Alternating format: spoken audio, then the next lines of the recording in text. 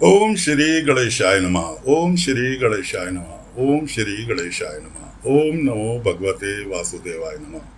ओम नमो भगवते वासुदेवाय नमः। ओम नमो भगवते वासुदेवाय नमः। देवियों, सज्जनों, दोस्तों, साथियों, श्रोताओं, भक्तों, सभी को नमस्कार। खास करके कृष्णा प्रेमियों को साक्षात प्रणाम, नमस्कार। कथा प्रारंभ करते हैं। आज आपको सुनाने जा रहे हैं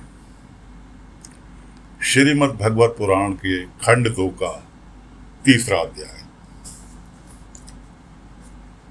श्री सुखदेव जी ने कहा, परीक्षित, तुमने मुझसे जो पूछा था कि मरते समय बुद्धिमान मनुष्य को क्या करना चाहिए, उसका उत्तर मैंने तुम्हें दे दिया, जो कि आप सभी ने पिछले भाग में सुना। जो ब्रह्मतेज का इच्छुक हो, वह बृहस्पति की, जिसे इंद्रियों की विशेष शक्ति की कामना हो, वह इंद्र की, और जिसे संतान की लालसा हो, वह प्रजापतियों की उपासना करे।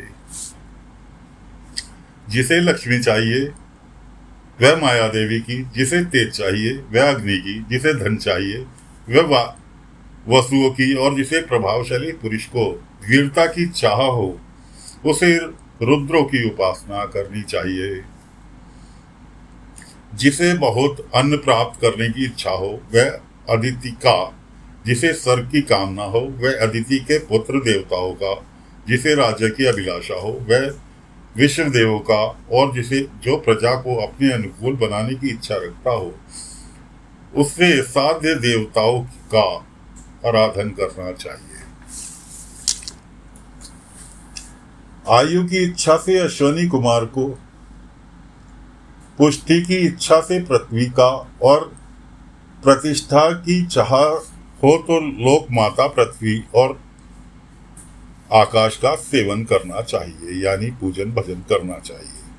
सौंदर्य की चाह से गंधर्वों का, पत्नी की प्राप्ति के लिए उर्वशी अप्सरा की, और सबका स्वामी बनने के लिए ब्रह्मा की आराधना करनी चाहिए।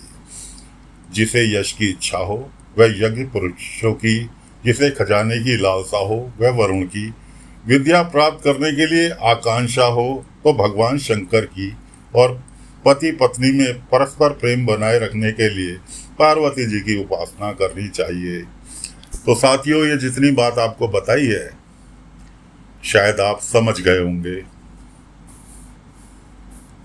राज्य के लिए मनवंतरों की, अधिपति देवताओं को, अभिचार के लिए ऋतिकों की, भोगों के लिए चंद्रमा को, और निष्कामता प्राप्त करने के लिए परम पुरुष नारायण को भजना चाहिए। और जो बुद्धिमान पुरुष हैं, वह चाहे निष्काम हो, समस्त कामनाओं से युक्त हो, अथवा मोक्ष चाहते हो, उसे तो त्रिव भक्ति योग द्वारा केवल पुरुषोत्तम भगवान की ही आराधना करनी चाहिए।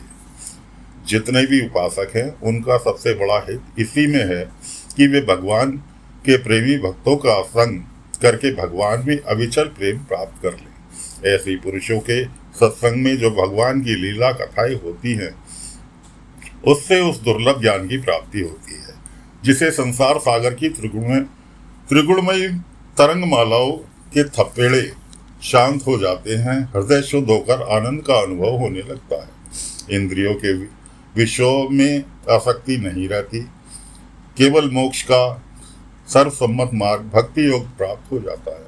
भगवान की ऐसी रहस्यमयी कथाओं का चस्का लग जाने पर भला कौन ऐसा है जो उनसे प्रेम ना करे। शौनक जी ने कहा, सूत जी, राजा परीक्षित ने सुखदेव जी की यह बात सुनकर उनसे और क्या पूछा। वे तो सर्वज्ञ होने के साथ साथ मधुर वर्णन करने में भी बड़े निपुण थे।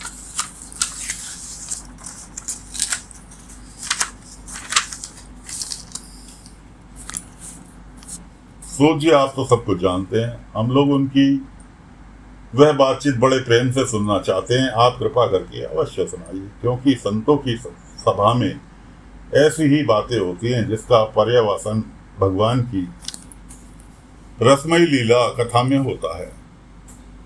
पांडुनंदन महारथी राजा परीक्षित बड़े भक्तभाव थे। बाल्यावस्था में खिलौने से खेलते समय भी श्री कृष्ण लीला का ही रस लेते थे। भगवानमय सुखदेव जी भी जन्म से ही भगवत परायण है। ऐसे संतों के सत्संग में भगवान के मंगलमय गुणों का दिव्य चर्चा अवश्य ही हुई होगी, जिसका समय भगवान श्री कृष्ण के गुणों के गान अथवा श्रवण में व्यतीत हो रहा है। उसके अतिरिक्त सभी मनुष्य की आयु व्यर्थ ही जा रही है। ये भगवान सूर्य प्रतिदिन अपने उदय और अस्त से उनकी आयु छीनते जा रहे हैं। क्या वृक्ष नहीं जीते? क्या लोहार की धोखनी सांस नहीं लेती? गांव के अन्य पालतू पशु क्या मनुष्य पशु की तरह खाते पीते या मैथुन नहीं करते? जिसके कान में भगवान श्री कृष्ण की लीला कथा कभी नहीं पड़ी, वह नर पशु कुत्ते ग्राम सुकर ऊंट गधे से भी गया बीता है। सोचिए, जो मनुष्य भगवान श्री कृष्ण की कथा कभी नहीं सुनता, उसके कान बिल के समान हैं। जो जीव भगवान की लीलाओं का गायन नहीं करती, वह मेढक के जीव के समान टर करने वाली है। उसका तो न रहना ही अच्छा है।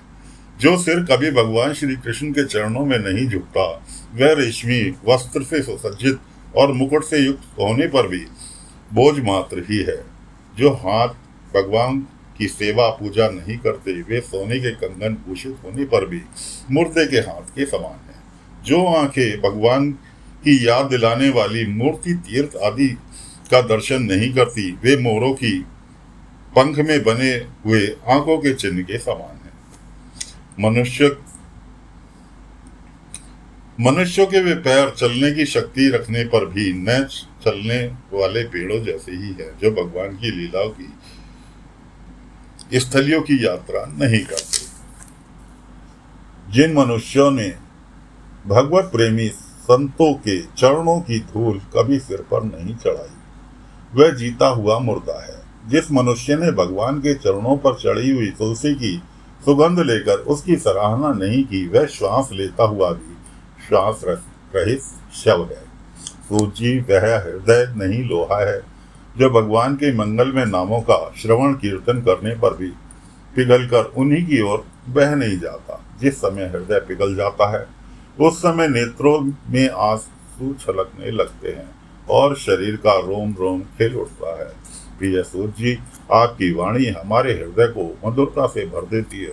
इसलिए भगवान के परम भक्त आत्म विद्या विषाद श्री सुखदेव जी ने परीक्षित के सुंदर प्रश्न करने पर जो कुछ कहा, वह संवाद आप कृपा करके हम लोगों को सुनाइए।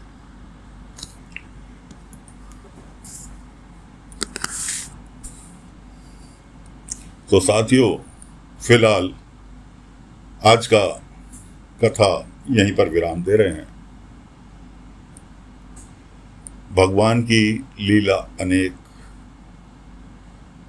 मनुष्य बार बार दोहराने पर भी नहीं समझ पाता, लेकिन उसको समझने के लिए ये संपूर्ण भागवत कथा आपको ऑडियो वर्जन में पेश कर रहे हैं। साथ ही साथ वीडियो के रूप में कभी श्री हरि भगवान द्वारकाधीश, कभी बांके बिहारी, कभी सोमनाथ, कभी साईनाथ, इनके लाइव दर्शन कथा के साथ साथ आपको प्रतिदिन मिलते हैं। खास करके कोशिश करते हैं कि वीडियो आपको प्रतिदिन श्री हरि द्वारकाधीश द्वारका से लाइव मिले, ताकि कि कथा के साथ साथ दर्शनों का भी आप आनंद उठा सकें। तो आज की कथा को यहीं पर विराम दे रहे हैं। कल फिर आगे की कथा लेकर हाजिर होंगे। तब तक के लिए आज्ञा दीजिए। ओम नमो नारायण, ओम नमो नारायण, ओम नमो नारायण, ओम नमो भगवते वासुदेवाय नमः, ओम नमो भगवते वासुदेवाय नमः, ओम नमो भगवते वासुदेवाय नमः।